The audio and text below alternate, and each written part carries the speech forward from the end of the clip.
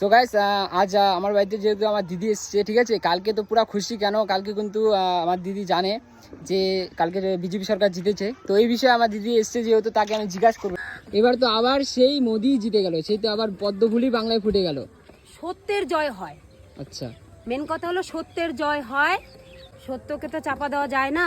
যার সাথে রাম থাকে, শ্রী স্বয়ং রাম থাকে, তাকে কিন্তু মমতা ব্যানার্জি তো বলে যে রাম নাকি গালাগালি মনে হয়। ওনার কাছে হতে পারে, উনি তো মুসলমান না, ওনার নাম থরি মমতা, কিন্তু উনি তো আবার যেরকম ধরো, কারণ উনি মুসলমান।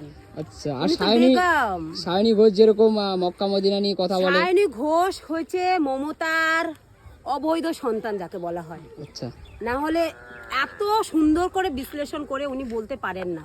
আচ্ছা, ভগবান মঙ্গল করুক। কেমন মনে হচ্ছে যে কালকে তো পুরো জিত হলো, কেমন মনে হচ্ছে বল? বেশ মজা হচ্ছে, চারদিকে তো মনে হচ্ছে শান্তির বাতাস। কাল